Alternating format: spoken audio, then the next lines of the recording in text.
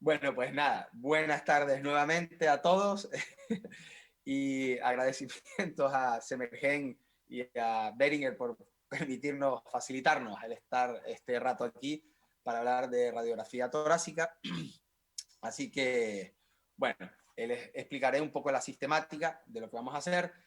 Yo voy a hablar de un primer bloque, después haré una pequeña parada para responder las preguntas que todos ustedes me vayan haciendo llegar a través del portal de Semergen, que tienen habilitado para ello. Después hablaré en un segundo bloque y al terminar la charla haremos otro bloque de preguntas. Es decir, charla, bloque de preguntas, charla, bloque de preguntas. ¿Vale? Bueno, sin más, empiezo de nuevo y vamos a hablar de radiografía torácica. ¿Vale? Miren, lo que les decía antes, espero que ahora se me escuche. La radiografía de tórax no es más que una imagen, les decía, ¿vale? Una imagen compuesta, una instantánea, ¿vale? Una fotografía de una estructura tridimensional, ¿verdad? Que es la anatomía del tórax, ¿vale? Representada en una escala de grises, ¿verdad? Escala de grises que a su vez se basa en las densidades electrónicas de los contenidos del tórax. Miren, dicho de una manera muy simple, ¿vale? La radiología, en general, se basa en la capacidad que tienen los rayos X de atravesar estructuras, ¿vale? Y en función de lo más o menos densa que sea esta estructura que atraviesan, pues cuanto más densa es, por decirlo así, más energía se absorbe y menos energía pasa. Y por tanto, menos cantidad de impresión tenemos en la película. Es decir, cuanto más densa es una estructura, ¿vale? Como puede ser el hueso o una esquirla de metal, por ejemplo, alojada en el interior del tórax, cuanto más densa es, más cantidad de energía absorben estas estructuras, menos cantidad de energía dejan pasar y por tanto menos impresionan en la película, ¿vale? Entonces, una impresión muy baja, ¿vale? Nos deja una impresión muy baja porque la estructura es muy densa, ¿vale? Nos deja una imagen blanca, una imagen radio-opaca, ¿vale?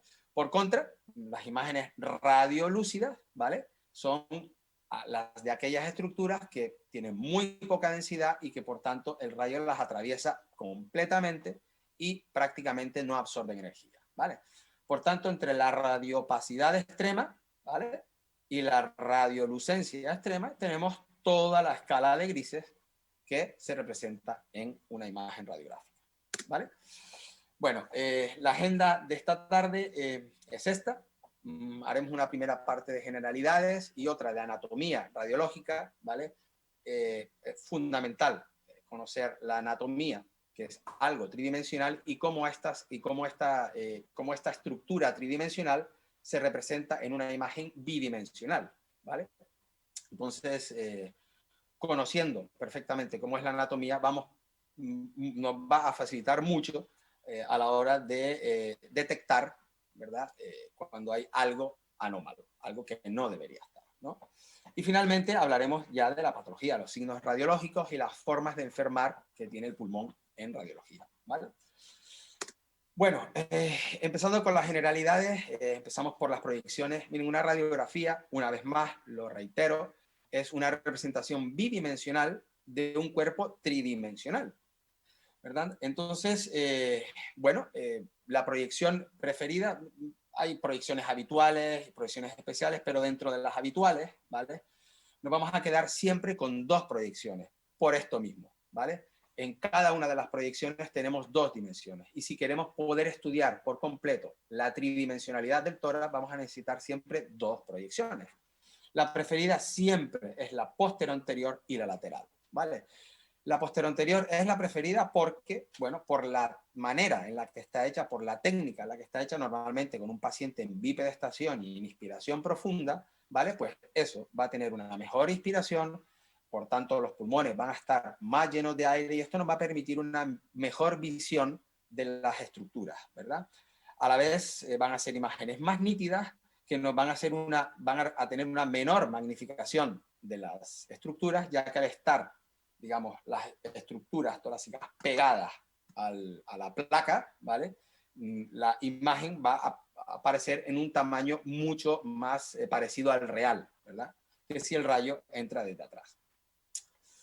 Bueno, la forma de diferenciar una placa PA de una P, de una anteroposterior, es realmente, bueno, hay varias maneras. La más sencilla se deriva de la forma en la que están hechas una y otra, ¿no? Como les digo, una radiografía posterior anterior suele estar el paciente de pie y abrazando, ¿verdad?, a la placa, y eso hace que las escápulas salgan fuera de la imagen, ¿verdad? En cambio, si hacemos una placa con un paciente acostado o sentado, apoyado en una silla, siempre las escápulas se nos van a meter en la imagen. Una imagen radiológica del tórax donde veamos escápulas, normalmente, y con un corazón, sobre todo magnificado de tamaño, siempre va a ser una imagen anteroposterior. Bueno, indispensable siempre, antes de lanzarnos a interpretar los hallazgos radiológicos, saber cómo está hecha esa radiología. Porque una radiografía con una calidad técnica deficiente puede llevarnos a engaño, puede hacernos interpretar cosas que no son, ¿vale? Así que es muy importante tener claro siempre, antes de leer una imagen radiológica, siempre hemos de tener claro el grado de inspiración, de exposición y de centrado, lo centrada que esté esa placa, ¿verdad? Bueno, en el grado de inspiración, para ver lo bien o mal inspirada que está una placa, lo que tenemos que hacer es contar costillas, ¿vale?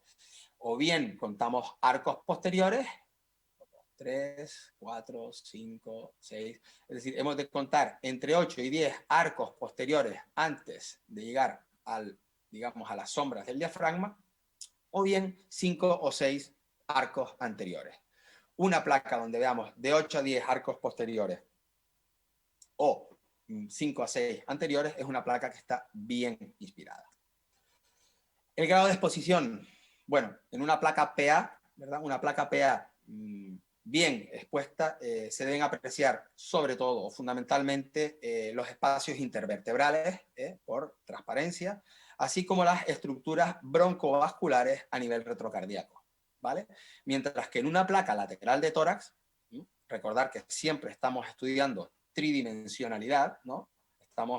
Una placa PA nos da 2 dimensiones, mientras que la que nos falta en la PA, que es la profundidad, la obtenemos en la placa lateral, ¿verdad? Bueno, pues una placa lateral bien, digamos, bien expuesta, lo que vemos o lo que debemos ver son los grandes vasos pulmonares que deben verse bien sobreexpuestos en la silueta cardíaca, así como en el espacio retrocardíaco. Por otro lado, las vértebras deben irse oscureciendo en sentido cráneo-caudal.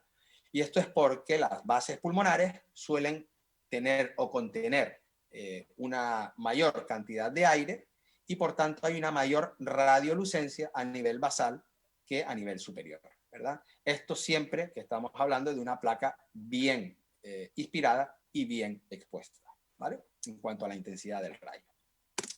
Ejemplos de placas mal expuestas, por ejemplo, pues tenemos la típica placa, que coloquialmente llamamos como una placa blanda, ¿no? Son esas placas totalmente radiopacas, es donde el rayo es muy poco intenso en relación a la estructura a atravesar y por tanto prácticamente toda la intensidad del rayo se ha quedado atrapada en el tórax y ha impresionado muy poco la película. Por tanto, se ve todo muy blanco. Es una placa hipoexpuesta, por decirlo así, una placa muy blanda, ¿no?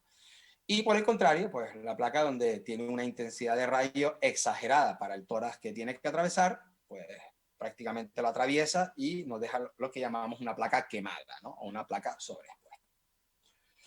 Bueno, la rotación. Una placa está bien centrada, ¿verdad? Cuando la distancia entre los extremos mediales de las clavículas son equidistantes con las apófisis espinosas. Esta es la forma más sencilla, ¿verdad?, de valorar el grado de rotación de una placa, ¿verdad? Bueno, pues fíjense, una placa mal centrada, ¿verdad?, muy rotada. Y esto es muy, muy, muy importante, de verdad, porque, por ejemplo, vean este ejemplo. Esta es una placa de un paciente de UBI, una placa AP de un paciente intensivo, donde aparentemente hay una opacificación del hemitórax izquierdo. Esta opacificación, como les digo, no es más que... es que, perdón, porque me están tocando el timbre, voy a hacer como que no lo escucho. Esta opacificación, como les digo, del lado izquierdo, no es más que mediastino, que se está viendo sin tener que verse, ¿vale? Y esto se corrige simplemente haciendo una placa, igualmente sentado, pero centrando al paciente, ¿vale? Y simplemente centrando al paciente, esta opacificación, esta pseudo opacificación desaparece, ¿vale? Como podemos observar. Entonces es muy importante tener en cuenta, siempre verificar la calidad técnica de las placas antes de leerlas y de interpretarlas, ¿verdad? Una vez más, la PA, la posterior anterior, es la técnica siempre de elección, y siempre, nunca hemos de olvidarnos que estamos hablando de una estructura tridimensional, y siempre hemos de solicitar dos proyecciones, una proyección posterior anterior y una proyección lateral. Bueno, pasamos al segundo bloque. Aquí nos vamos a extender un poquito más por la importancia también de la anatomía y de la radiología. Nuevamente hablamos de anatomía y hablamos anatomía, concepto tridimensional, y de radiología, un concepto bidimensional, ¿verdad? Entonces, una radiografía, al igual que cualquier fotografía, nuevamente es una representación de la anatomía torácica, ¿verdad? En una escala de grises, como hemos comentado. De ahí la importancia de reconocer las estructuras, de cómo estas estructuras tridimensionales se acoplan y nos forman esa imagen bidimensional, ¿verdad? Haciendo una analogía, a nadie, pues, nadie se le ocurriría intentar entender la patología sin antes entender la fisiología, ¿no? Pues esto es algo parecido, ¿no? No podemos entender bien los hallazgos radiológicos en una patología de tórax si antes no conocemos cómo es la normalidad, cómo es la anatomía radiológica normal, ¿verdad?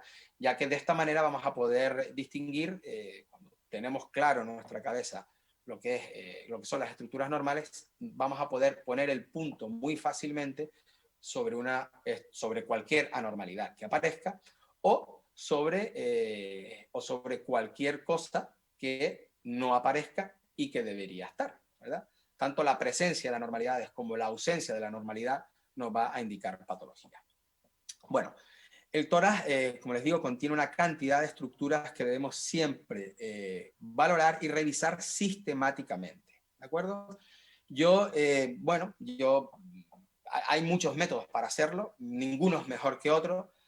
Yo les voy a explicar el método que yo aprendí en su día, cuando aprendí radiología del tórax, ¿verdad? Que es el método de Felson. Felson es uno de los padres de la radiología torácica. No quiero decirles que sea el mejor, pero es el que yo utilizo y el que a mí me ha funcionado siempre, ¿vale? Bueno, entonces, decir que puede parecer muy difícil, ¿verdad? Habida cuenta de la cantidad de estructuras que podemos encontrar en un tórax normal, digo, puede parecer muy difícil hacer una revisión sistemática de las mismas y sin que nos dejemos algo atrás, ¿no? Pero precisamente si utilizamos una sistemática, si utilizamos un sistema, es la mejor forma que tenemos de no dejarnos nada atrás, ¿vale? En este momento me gustaría introducir la primera regla de oro, del par de 2 o 3 reglas de oro que les voy a dar a lo largo de la tarde en radiología, ¿no? Y es que la mejor forma siempre, la regla de oro, ¿no? La mejor forma de identificar una anomalía nueva, ¿vale?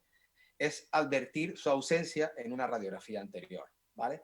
Así que siempre, siempre, siempre comparar con placas antiguas. Como decía Felson, la respuesta está en el sobre, ¿no? Cuando las placas antiguamente se iban acumulando en los sobres, ¿no? Y algún residente venía a preguntarle por algún hallazgo radiológico, el señor Felson siempre les decía a sus residentes, vaya usted y revise las placas antiguas, ¿no? La respuesta está en el sobre. Vale. Entonces, volviendo al sistema Felson, ¿no? De identificar estructuras anatómicas normales en el tórax. Se basa en esta frase. ¿Acaso tiene mucha patología pulmonar? Es una frase sencilla de memorizar. Y esta frase lo que significa es A, abdomen, T, tejidos blandos y huesos, M, mediastino, P, la primera P, pulmones, o sea, pulmones de manera comparativa, es decir, comparar la parte superior, pulmón derecho con pulmón izquierdo, la parte media o tercio medio con tercio medio derecho, y tercio medio derecho con tercio medio izquierdo, y tercio inferior derecho con tercio inferior izquierdo, ¿vale? Y finalmente, la última P es el pulmón, cada uno de los pulmones de los hallazgos por separado, ¿vale? Bueno, en cuanto al abdomen, en una placa PA de tórax, las líneas discontinuas representan el sentido de la mirada, ¿no? Es decir, en una mirada rápida, zigzagueante así, podemos observar primero los ángulos costofrénicos, que deben ser agudos, las cúpulas diafragmáticas, ¿vale? Siempre la cúpula diafragmática derecha 2-3 centímetros por encima en condiciones normales de la izquierda, cámara gástrica, diafragma izquierdo y seno costodiafragmático izquierdo. La T, después de la A viene la T, ¿acaso tiene mucha patología pulmonar? Recordar, pues la T de tejidos blandos y huesos. En cuanto a las partes blandas, hemos de revisar siluetas mamarias, tejidos blandos del cuello, siempre es conveniente descartar enfisema subcutáneo, los pliegues, digamos, musculares y cutáneos que podemos ver a los lados del tórax. Revisar en definitiva las 4 esquinas y bordes, ¿no? En cuanto a los huesos, ojo, que los huesos ya en primer lugar, lo que más vemos de huesos son las costillas, y recordar que ya hemos de haber contado costillas, ¿vale? Para saber si esta placa está bien inspirada o no. Pero bueno, hemos de revisar costillas, hemos de revisar esternón, columna, clavículas, escápulas, etcétera, etcétera. ¿Vale? Las costillas, decir que son más horizontales y radiopacas, ¿verdad? En su trayecto posterior, ¿vale? Ya que tienen una sección más redondeada y son más transversales. Por tanto, tienen la absorción de energía del rayo es mayor y por tanto se dibujan más blancas, ¿no? Las vemos más, son más radiopacas. Las costillas, cuando se van ventralizando, ¿verdad? Se van dirigiendo hacia abajo y en dirección oblicua, se van aplanando y se van dirigiendo hacia abajo en dirección oblicua, por lo que son más radiolúcidas y se ven menos. Bueno, en cuanto a una placa lateral, no nos olvidemos nunca, lo mismo, tanto el abdomen, igual que veíamos los diafragmas en las placas posterior anteriores, pues hemos de identificar los 2 diafragmas, tanto el izquierdo como el derecho, en cuanto a diafragma, ¿verdad? Y después recordar siempre, ¿vale? Todo lo que podemos ver de huesos, tejidos blandos y huesos en una placa lateral, costillas, y recordar siempre el dato, ¿vale? De que lo normal siempre es que las vértebras vayan, digamos, oscureciéndose en sentido cráneo-caudal, ¿vale? Bueno. Seguimos avanzando y llegamos a la M de mediastino. ¿Acaso tiene mucha M de mediastino? ¿Vale? Quizás esta es la zona que más dudas suele comportar, la que más dificultades suele traer a la hora de interpretar la placa. Y bueno, decirles que el mediastino, anatómicamente es el área que está situada entre los 2 pulmones. Nada más que eso, ¿no? Es el área que está entre el pulmón derecho y el pulmón izquierdo, que está limitada por la pleura parietal medial, ¿verdad? Y esto es el mediastino, no es nada más, ¿vale? Entonces las enfermedades mediastínicas a veces pueden ser difíciles de detectar, ¿verdad? En una radiografía de tórax, porque la mayoría son enfermedades de tejidos blandos rodeadas de otros tejidos blandos.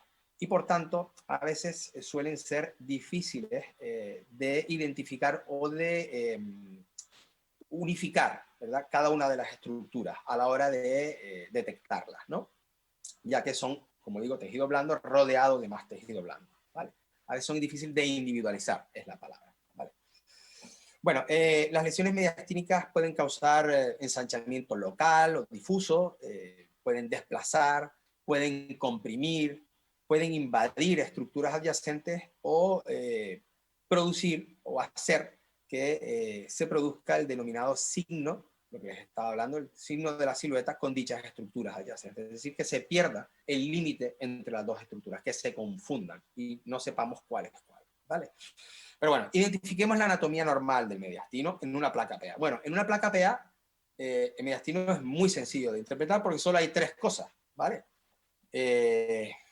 Aire, ¿vale? Una columna central de aire que es la tráquea con sus dos bronquios principales, con sus dos divisiones principales, que se ven porque es aire rodeado de estructura de otra densidad, ¿vale? Por eso los bronquios se ven hasta bronquios principales. En cuanto los bronquios entran en los pulmones, dejan de estar rodeados de estructuras, densidad agua, y por tanto dejan de estar dibujados, ¿vale? Así que dejan de verse. Por tanto, mediastino, tráquea, bronquios principales. Después tenemos dos estructuras vasculares grandes, que son los ilios pulmonares, ¿verdad? Que también se ven por lo mismo, porque están rodeadas de estructuras de distinta densidad. Y finalmente, el gran blanco, ¿no? El big white, que decía Felson, ¿no? El corazón. Tráquea, bronquios, ilios y corazón. Eso es el mediastino en una placa PA de tórax. Bueno, pues vamos a ver la anatomía del big white, ¿no? Del corazón. Bueno, el big white, aquí aprovecho para introducir un concepto anatómico, ¿vale? Que quizás en la radiología nos va a ayudar mucho. La radiología es pura anatomía, ¿no? Entonces, si bien todos tenemos claro en la cabeza que existen dos corazones, el corazón derecho y el corazón izquierdo, funcionalmente, fisiológicamente es así, anatómicamente no es así. Anatómicamente existe un corazón anterior y un corazón posterior, ¿vale? Y esto tiene su importancia en la foto, a la hora de salir en la foto, ¿vale? Y es que el corazón derecho es fundamentalmente de localización anterior, y detrás del corazón derecho, de la aurícula y ventrículo derecho, posteriormente se sitúan las cavidades del corazón izquierdo, aurícula y ventrícula izquierdo. Entonces, la silueta cardíaca derecha, o la silueta del mediastino, ¿verdad? Porque es prácticamente aquí lo que vamos a hablar en este momento de silueta cardíaca, ¿no? Es toda ella es aurícula derecha, ¿vale? En algunos casos se pueden ver la escotadura de la cava superior o de la cava inferior, pero toda la silueta cardíaca derecha es toda la silueta cardíaca derecha es aurícula derecha, ¿vale?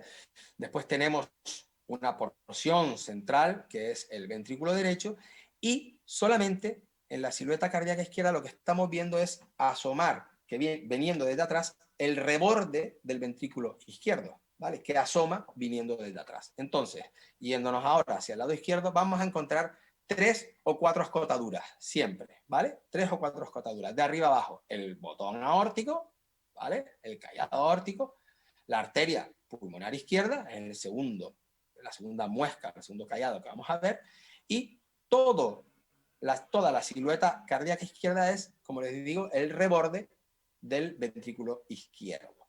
En algunas ocasiones podemos ver entre la arteria pulmonar izquierda y el ventrículo izquierdo, podemos ver una escotadura que suele verse cóncava, haciendo una ligera concavidad, que es la orejuela de la aurícula izquierda. Esta puede verse o puede no verse, ¿vale? Puede ser la silueta lisa y no verse, o puede aparecer una ligera escotadura, ¿vale? Cóncava, que en este caso sería la orejuela de la aurícula izquierda. Bueno, los ilios pulmonares. Miren, cada ilio está compuesto por una arteria pulmonar y sus ramas, por las venas pulmonares y sus ramas, y por las vías respiratorias y sus ramas. Lo que ocurre es que al ser radiolúcidas, como ya dijimos antes, ¿no? La vía respiratoria se pierde al entrar en los pulmones. Por tanto, prácticamente la sombra de los ilios pulmonares, tanto en el lado derecho como en el lado izquierdo, se componen fundamentalmente por arteria y vena pulmonar. Arteria pulmonar, ¿vale? Entonces, la sombra iliar en la placa simple de tórax, en la PA, vamos a quedarnos con, como podemos ver aquí, ¿vale? Este dibujo de Netter, como es arteria pulmonar. o sea, aunque realmente hay vena, aunque realmente hay vía aérea, en la placa de tórax lo que vamos a ver es prácticamente siempre la arteria pulmonar. Miren, los ilios deben tener en más de un 80% de los casos el mismo tamaño, deben ser de igual tamaño, deben tener igual densidad y tener unos bordes cóncavos, ¿vale? Deben ser cóncavos hacia afuera, ¿vale? Ya que cambios en el tamaño, en la densidad o en esta concavidad, ¿no? Podrían hacernos sospechar patología. Bien, vamos a ver cada una de las arterias pulmonares. Miren, recuerdo anatómico. Acuérdense que el ventrículo derecho es, si me permiten, centrocardíaco y anterior, por decirlo así, ¿vale? Por tanto, el tronco de la pulmonar sale desde el centro del ventrículo, desde el centro del corazón, ¿verdad? Por decirlo así, hablando mal y pronto. Es el tronco de salida de la arteria pulmonar, del ventrículo derecho, ¿vale? Que rápidamente se divide, ¿vale? En pulmonar derecha, pulmonar izquierda, y la pulmonar derecha, dentro del mediastino, ya se divide. Fíjense que al estar todo dentro del mediastino, estar todo rodeado de estructuras de densidad agua, no vamos a ver. Estas divisiones, ni la arteria, ni sus divisiones principales las vemos, porque están dentro del mediastino. Y, como les digo, en el lado derecho, ya la arteria entra dividida, ¿vale? Por lo que vamos a ver en el lado derecho es la rama interlobar descendente, y también podemos ver la ascendente, pero fundamentalmente la rama interlobar descendente de la arteria pulmonar derecha, que además se sitúa por delante del bronquio, como pueden ver aquí, es anterobronquial, ¿vale? Esto tiene su importancia, como veremos un poquito más adelante. Por el lado izquierdo no ocurre esto, es decir, en el lado de la arteria pulmonar izquierda no se divide dentro del mediastino, sino que entra ya en los pulmones siendo arteria pulmonar izquierda, sin dividir, se divide dentro de los pulmones, ¿vale? Y además se localiza por encima, abraza por encima al bronquio principal izquierdo, ¿vale? Este es el motivo de que en la mayoría de los casos el ilio izquierdo el ilio izquierdo tenga diferente altura, ¿vale? Que el ilio derecho, ¿vale? Suele ser un poco más alto que el ilio derecho, ¿vale? Recordar que la arteria interlobar descendente es anterobronquial, mientras que la arteria pulmonar izquierda, ¿vale? Es superbronquial. Abraza, hace como una especie de gancho sobre el bronquio, ¿vale? La abraza por arriba y después se dirige hacia la profundidad, es decir, hacia adentro y hacia la axila, para que ustedes me entiendan, ¿vale? Bueno, ¿y qué pasa en la placa PA? Si bien en la lateral, si bien en la placa PA el mediastino está muy acotadito, es una zona más bien estrechita del centro de la placa de tórax, en la placa lateral todo es mediastino. Todo es mediastino. En la placa lateral estamos viendo por transparencia, ¿vale? El pulmón derecho, el mediastino y el pulmón izquierdo. Todas esas tres estructuras superpuestas. Pulmón derecho, mediastino en medio y el pulmón izquierdo, o viceversa, en función de que se haga por un lado o por otro, ¿vale? Es decir, que todo es susceptible o todo es mediastino, por transparencia, ¿vale? Todo es pulmón derecho, todo es mediastino y todo es pulmón izquierdo. Vale, entonces, por acuerdo y para el diagnóstico diferencial del mediastino, ¿verdad? En una placa lateral se suele hacer esta división, se suele dividir el mediastino en tres áreas, ¿vale? Miren, ninguna de estas divisiones es perfecta, porque las estructuras, al final, las estructuras y las enfermedades, ¿verdad? A menudo cruzan estas divisiones, no respetan estas divisiones y a veces estas divisiones se convierten en artificiales o artificiosas, ¿verdad? Lo que ocurre es que siempre hay que tener una guía para saber un poco cómo orientarnos, ¿verdad? Yo les voy a proponer la propuesta, nunca mejor dicho, de división del mediastino que nos propone Felson, ¿vale? Para mí es la más simple y bueno, a mí realmente me gusta me gusta lo simple, ¿vale? Me pareció muy sencilla de entender y me gustó. Entonces, bueno, digamos, como decía Mark Twain, ¿no? Conoce primero los hechos y luego distorsiónalos como quieras, ¿vale? Es decir, primero sepamos cómo es la cosa y después ya veremos qué hacemos con ella, ¿no? Vale, miren, el compartimento mediastínico anterior se sitúa, es aquel que está situado entre el borde posterior del esternón y una línea, ¿vale?, imaginaria, que iría por detrás del corazón, por detrás del pericardio, y subiría por delante de la tráquea, ¿vale? Entre esta línea imaginaria y otra que podemos trazar a más o menos 1 centímetro del borde anterior de los cuerpos vertebrales, 1 centímetro del borde anterior de los cuerpos vertebrales, ahí trazamos la segunda línea, y entonces pues ya se nos quedan dibujados los tres, digamos, compartimentos, anterior, medio y posterior, ¿vale? Bueno. Bien. Entonces, yendo por compartimentos, fundamentalmente por el compartimento, empezando por el compartimento anterior. Recordar lo que decíamos antes, ¿vale? El corazón derecho es anterior, el corazón izquierdo es posterior. Entonces, ¿qué vamos a ver en el borde anterior del corazón en una placa lateral de tórax? Pues fundamentalmente vamos a ver ventrículo derecho y el tracto de salida de la arteria pulmonar principal, arteria pulmonar principal, ¿verdad? Si nos vamos al borde posterior, pues lo podríamos dividir en dos partes, ¿verdad? Una parte, digamos, superior, que sería la aurícula izquierda, y una parte inferior, que sería el ventrículo izquierdo, ¿vale? El ventrículo izquierdo del que sale la aorta torácica ascendente, como podemos ver, y la aorta torácica ascendente, a recordar que siempre sale en dirección hacia arriba y hacia adelante, y posteriormente hace su callado y se dirige descendentemente hacia detrás, ¿verdad? Es posterior, la aorta torácica descendente es posterior. Vale. En cuanto al mediastino medio, lo principal del mediastino medio es esta columna de aire, la tráquea, que se dirige, que se ve como una columna de aire descendente en dirección ligeramente posterior, con dos círculos más radiolúcidos, ¿verdad?, al final de su trayecto. El primero de los círculos es el primero de los bronquios que sale, bronquio principal derecho, y el segundo es el bronquio principal izquierdo. Normalmente suele recordar que el bronquio principal derecho tiene una estructura por delante que es la arteria interlobar descendente, ¿vale? Mientras que prácticamente en el izquierdo, la arteria pulmonar izquierda lo abraza prácticamente en toda su totalidad. Por tanto, si lo normal, lo habitual, es que se vean los dos bronquios, pero el izquierdo es el que con más frecuencia se ve. Es decir, que hay algunas ocasiones, ¿vale?, en 15-20% podemos no llegar a ver el bronquio principal derecho. Bueno. ¿Y qué traducción o qué beneficio, lo que les decía antes, ¿no?, vamos a sacar de dividir el mediastino, que es en la placa lateral, en estos tres compartimentos?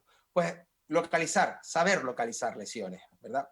Ya que sabiendo lo que hay en cada compartimento, vamos a poder intuir qué tipo de patología estamos viendo cuando veamos una lesión en cada uno de ellos, bien sea en el compartimento anterior, en el medio o en el posterior. Miren, el signo más frecuente de afectación mediastínica es el ensanchamiento, bien sea focal, en forma de masa, ¿verdad?, o generalizado en el caso de una infección o una hemorragia, ¿verdad? La división de los compartimentos mediastínicos, como les decía, nos sirve para localizar lesiones.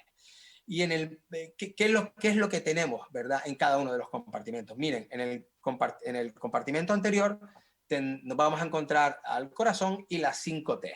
Las 5 T famosas, ¿vale? Las 5 T son aorta torácica ascendente, el timo, el tiroides, el teratoma y el terrible linfoma, ¿vale? Son las 5 patologías, básicamente, o las 5 estructuras que vamos a poder encontrar en caso de haber patología en el mediastino anterior. En el mediastino medio, fundamentalmente, vamos a encontrar adenopatías, ¿vale? Y en el compartimento posterior, fundamentalmente, al haber básicamente vértebras, huesos, vamos a encontrar mielomas, metástasis óseas o tumores neurogénicos, ¿vale? Bueno, miren, las masas mediastínicas desplazan la pleura parietal hacia el pulmón contralateral, ¿verdad? Haciendo que se dibuje esta interfase tan nítida. Esto es pleura parietal, la masa desplaza la pleura parietal mediastínica hacia el pulmón contralateral, dejándonos esta interfase tan nítida, ¿verdad? Y convexa, ¿vale? Una interfase que es nítida y muy convexa, ¿vale? Entonces, bueno, esto lo que quiere decir es que la lesión es mediastínica, es decir, es una lesión que está fuera de los pulmones, ¿vale? Es pleura parietal empujada hacia adentro, ¿vale? Pleura parietal empujada hacia adentro con una convexidad, ¿vale? Esto significa que es una lesión mediastínica. Ahora, ¿en qué compartimento mediastínico está? Bueno, pues así de entrada no lo sabemos. Necesitaremos, como siempre, una placa lateral para poder localizar, en este caso, ¿vale?, la lesión o la masa en el mediastino anterior. ¿Vale? Bueno. La primera de las P's. Ya hemos hablado de abdomen, tejidos, mediastino, y ahora vamos a por las dos P, ¿no? Por un lado, habría que dividir. O sea, esta comparación es muy rápida. Todo esto que les estoy hablando se hace muy rápido con la práctica, ¿eh? Aunque estamos tardando mucho porque estamos yendo punto por punto, digamos, describiendo zona por zona, realmente todo esto se hace de una manera, cuando tenemos la sistemática, se hace de una manera muy rápida y muy sencilla. Entonces, mentalmente, tercio superior, tercio superior, tercio medio, tercio medio, tercio inferior, tercio inferior. Y hemos de buscar que no haya diferencias metodológicamente. Hemos de comparar los tamaños, que no haya diferencias en los tamaños, en la aireación, en la claridad vascular y especialmente que no hayan opacidades anómalas, obviamente. No olvidarnos nunca de las zonas escondidas, que son el área de pulmón retro diafragmático, el área de pulmón retrocardíaco del lóbulo inferior izquierdo, los ilios y los vértices pulmonares. ¿Vale? Bueno, pues hasta aquí, digamos, el repaso sistemático de la anatomía intratorácica. Ahora, antes de pasar al siguiente punto y antes de hacer el primer descanso para ver preguntas, quiero hacerles también un pequeño recuerdo de la anatomía lobar, ya que el conocer de una manera, o entender de una manera sencilla, cómo es la anatomía lobar de los pulmones, o sea, cómo se ensamblan los pulmones entre sí, nos va a facilitar mucho la localización de las lesiones, ¿vale? Entonces, y es que para entender, como les digo, los patrones de enfermedades pulmonares, sobre todo cuando hablamos de colapso pulmonar o de patrones alveolares en los pulmones, como les digo, la importancia de conocer bien la anatomía lobar y segmentaria, ya que algunas de estas enfermedades tienen una distribución lobar, otras una distribución segmentaria, etc. ¿Vale? Entonces, pensar que en los pulmones, bueno, en el lado izquierdo son dos lóbulos, dos pedazos de pulmón unidos entre sí, ¿vale? Así es como embriológicamente se ensamblan, ¿vale? Hay un pulmón, que ahora lo vamos a ver bien en el siguiente vídeo, un pulmón anterior y un pulmón posterior, al igual que en el corazón, ¿vale? En los pulmones siempre meterse esto en la cabeza. Esta es la segunda regla de oro que les quisiera transmitir. En el pulmón, todo lo posterior es inferior, ¿vale? Todo lo posterior es inferior. Esta es una regla de oro a tener siempre en la cabeza, ¿vale? Entonces, como les digo, cada uno de los lóbulos está rodeado de su propia pleura visceral, ¿vale? El pulmón, digamos, el lóbulo superior izquierdo, me voy a ir al izquierdo, que es el más sencillo porque tiene solo dos lóbulos, el lóbulo superior izquierdo, rodeado de su pleura visceral, lóbulo inferior izquierdo por detrás, con su pleura visceral. Y entre pulmón y pulmón hay dos pleuras viscerales en contacto, la pleura de un lóbulo y la pleura del otro. Estas dos hojas de pleura visceral en contacto y que separan un lóbulo del otro es lo que son las cisuras pulmonares, ¿vale?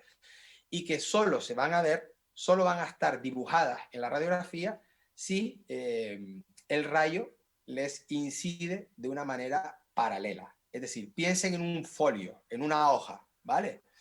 Para que el folio se nos dibuje, para que la cisura se nos dibuje, tendríamos que poner el folio de canto, ¿vale? Y es el canto del folio, el rayo le pegará en el canto y por tanto lo que se nos dibuja es una raya, ¿vale? Porque estamos dibujando, insisto, 2 hojas de pleura visceral que en total miden menos de 1 milímetro. En cuanto ese folio esté un poco oblicuo o totalmente perpendicular, el rayo lo atraviesa y no nos lo dibuja. O sea que necesitamos que sea paralelo al rayo para que se nos dibuje. ¿Vale? Bueno, vuelvo a la anatomía lobar. Vuelvo a donde estaba. Vean el siguiente vídeo. Vean cómo, voy a darle al pause. Fíjense, aquí tenemos lóbulo superior izquierdo, que es totalmente anterior, y el lóbulo inferior izquierdo queda por detrás, como pueden ver. ¿Vale? Y lo mismo pasa en el lado derecho. Saben ustedes que el lóbulo medio, embriológicamente, pertenece al lóbulo superior. Entonces, lóbulo superior y lóbulo medio son totalmente anteriores y el lóbulo inferior derecho queda por detrás. ¿Vale? Seguimos con el vídeo. Y fíjense cómo las hojas de pleura visceral en contacto y que separan a los lóbulos forman la cisura. Y vean ahora en contraposición cómo por el lado de atrás lo que vemos fundamentalmente son los lóbulos inferiores. Por tanto, la regla de oro. La regla de oro. En radiología y referente a los pulmones, todo lo inferior es posterior, o todo lo posterior, mejor dicho, es inferior. ¿Vale? Bueno, ¿eso qué quiere decir? Eso quiere decir que, por ejemplo, en el lado izquierdo, ¿vale? Si recuerdan cómo es el vídeo de los pulmones que les acabo de mostrar, en el lado izquierdo, cuando hacemos una foto en una proyección posterior-anterior, prácticamente lo que estamos viendo es superposición del lóbulo superior izquierdo, ¿vale? Con el lóbulo inferior izquierdo. Fíjense hasta dónde llega el lóbulo inferior izquierdo, ¿vale? Hasta casi por encima del callado aórtico, ¿de acuerdo? Y obviamente por debajo, ¿vale? Llegan por debajo del nivel del diafragma. Están uno detrás de otro y el inferior está más inferior. Están como desplazados así, ¿no? Vale.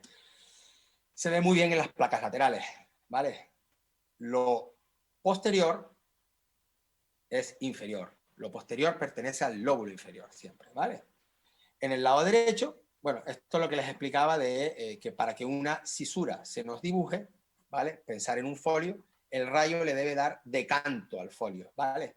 Y esto ocurre fundamentalmente, aunque hablaré un poquito más adelante, en la placa PA de tórax solo ocurre en la cisura menor, es decir, aquella que separa el lóbulo superior del lóbulo medio. Mientras que en la lateral, ¿vale?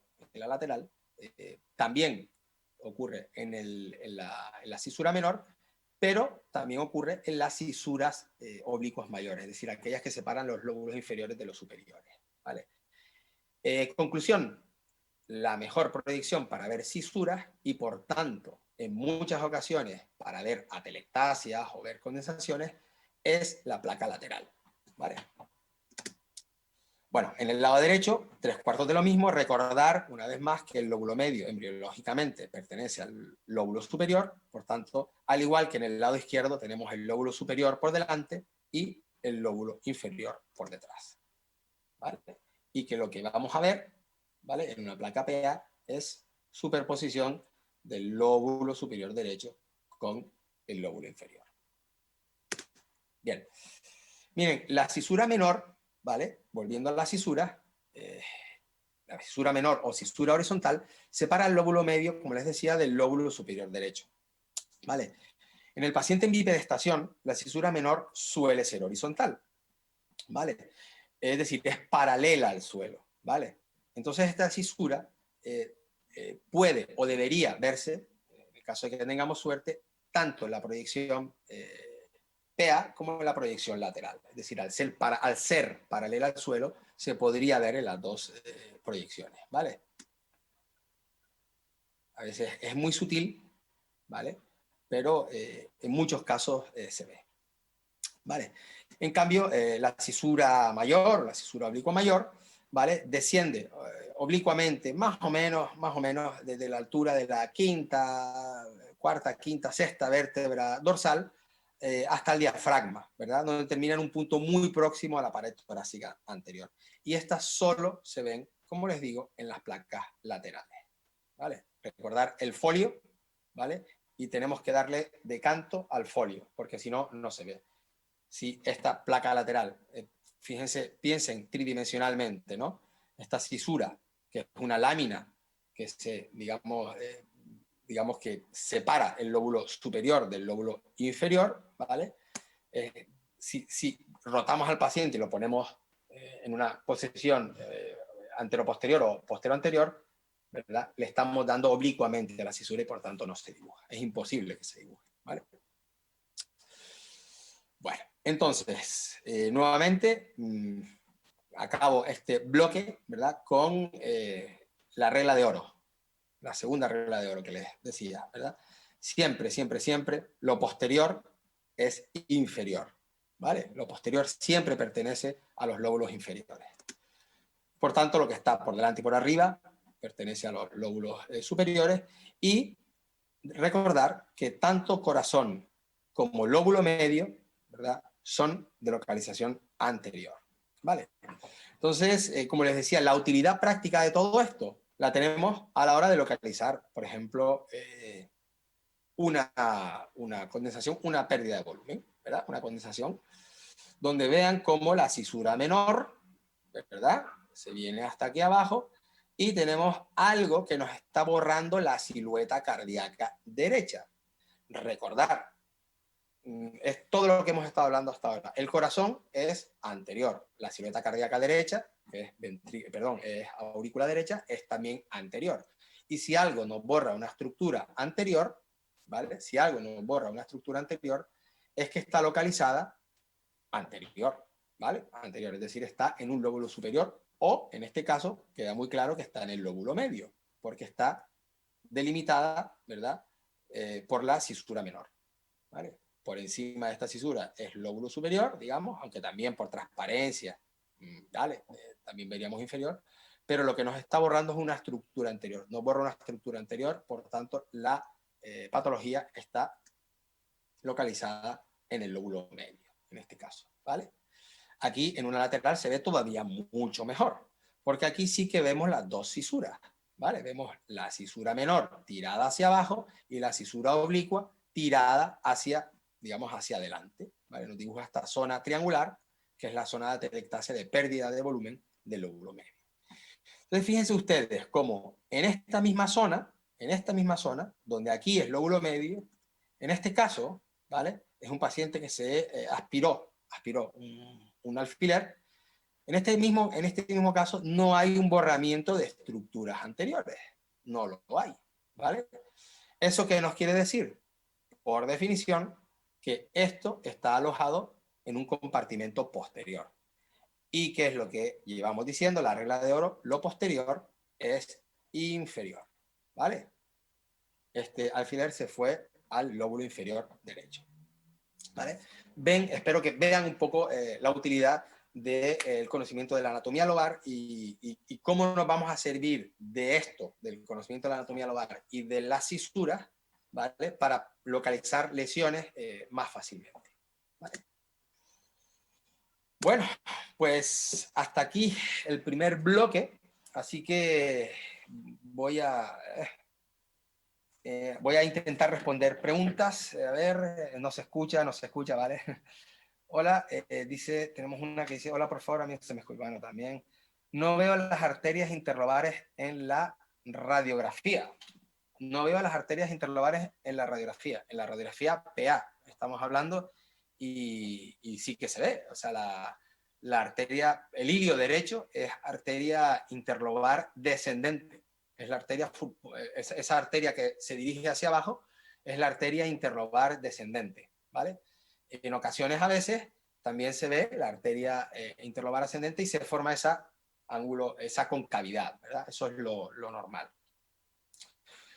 ¿Qué más? La orejuela izquierda, ¿dónde se ve? ¿Puede repetirlo? Sí, la orejuela izquierda se ve en... Bueno, voy a aprovechar este pequeño dibujo aquí. Habría 4 escotaduras, ¿vale? Si, en el caso de que se vea la orejuela izquierda, se ve aquí, ¿vale? Entre el ventrículo derecho, perdón, entre el ventrículo izquierdo y la arteria pulmonar izquierda, ¿vale? Se ve. O sea, tendríamos botón aórtico, arteria pulmonar, ilio, y justo en el, digamos, en el tercio superior de la silueta cardíaca izquierda, en el caso de que la orejuela se vea, se ve como una pequeña concavidad aquí, ¿vale? Vendríamos la línea, haría una pequeña concavidad y se iría por aquí, ¿vale? Eso en el caso de que se ve, no siempre se ve, ¿vale? ¿Puedes repetir las zonas escondidas? Claro, las zonas escondidas, bueno, me voy a ir para que voy a ponerlas de nuevo. Aquí, las zonas escondidas. ¿Vale?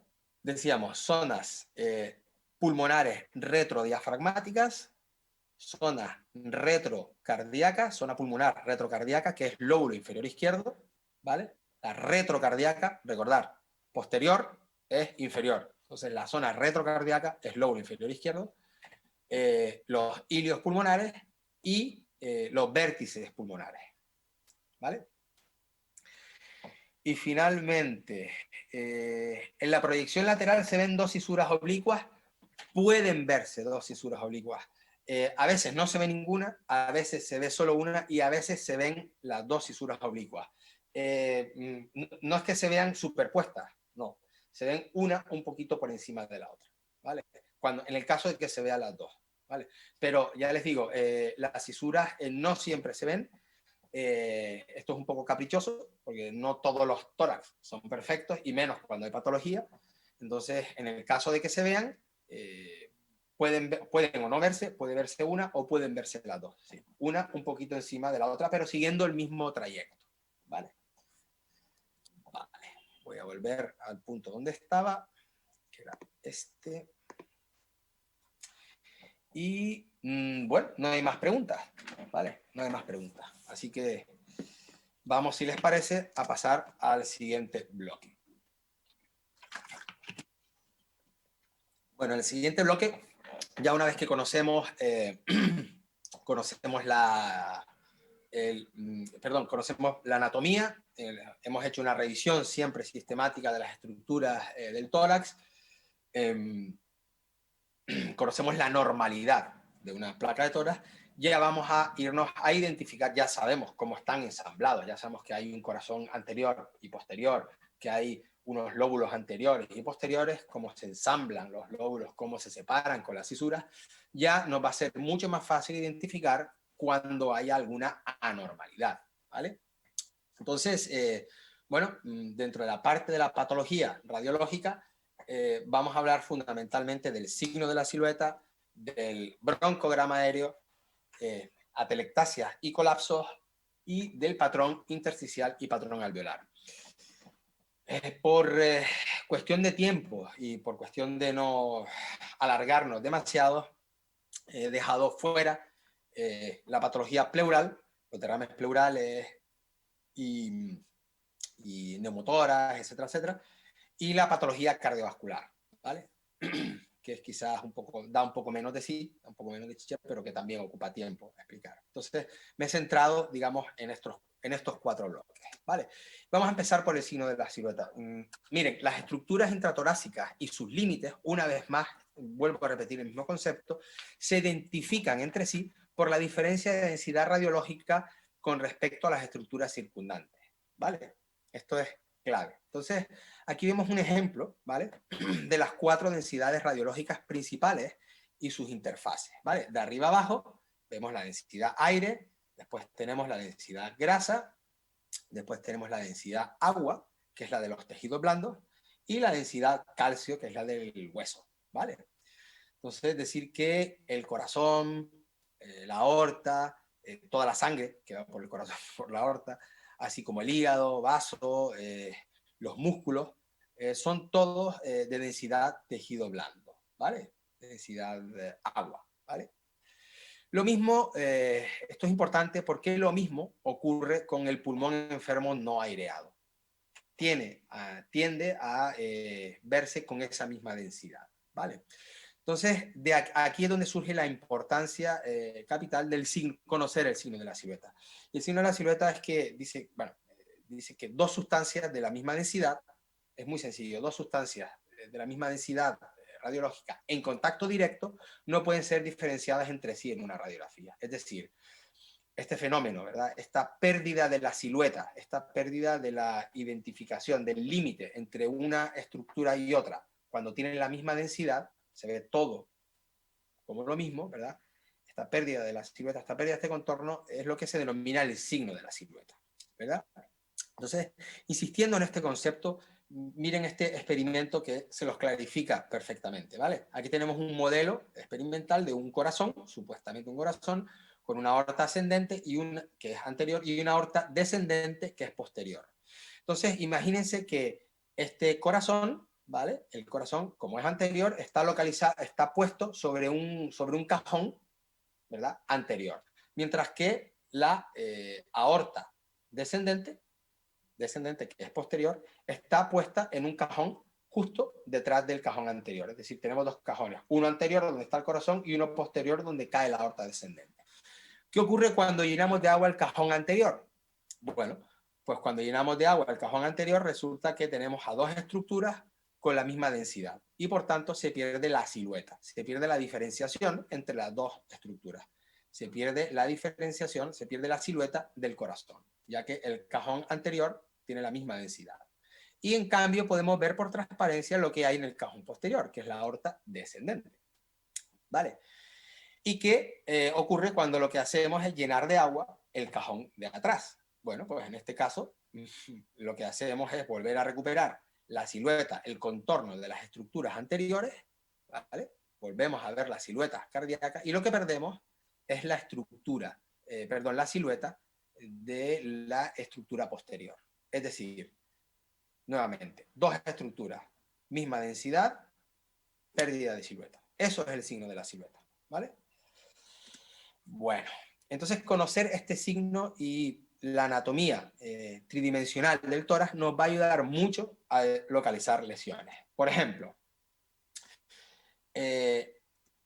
una estructura que nos borre el botón aórtico, pensar tridimensionalmente dónde está el botón aórtico, ¿vale? El botón aórtico todavía forma parte de la parte anterior, de la parte ya el botón aórtico está yendo hacia atrás, la aórtica, significa que la lesión está en el segmento ápico posterior del lóbulo superior izquierdo. Si una lesión no borra el botón aórtico, pero nos borra el borde superior izquierdo del corazón, recordad que el corazón sí que es anterior, ¿vale?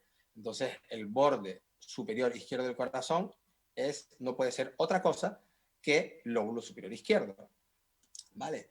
Borde cardíaco izquierdo no puede ser otra cosa, ¿vale? Si es más abajo, estaríamos hablando de la língula, pero siempre lóbulo superior izquierdo, ¿vale? Borde lateral de la aorta descendente. Recordar, la aorta descendente es posterior. Por tanto, lo posterior es inferior, lóbulo inferior izquierdo. Una lesión que no borra la base pulmonar, una lesión en base pulmonar que no borra el corazón. Me da igual que sea en el lado derecho o izquierdo. Si no borra el corazón y está en la base pulmonar, ¿vale? Nos está respetando las estructuras anteriores. Y por tanto, una lesión en base pulmonar que no borre estructuras anteriores significa que es posterior, ¿vale? Y lo posterior, nuevamente, es inferior. Lóbulo inferior, bien sea derecho o izquierdo. Si no nos borra la silueta cardíaca, es lóbulo inferior, ¿vale? Borde superior del corazón derecho o aorta ascendente, lo mismo. Nos borra una estructura anterior, lóbulo superior. Lesión en la base pulmonar derecha que borra el corazón. En la base pulmonar derecha que borra el corazón. Esto es lóbulo anterior, pero recordar que en el lado derecho, digamos, el lóbulo superior, ¿vale? Se divide en dos, en un lóbulo superior y en el lóbulo medio, ¿vale?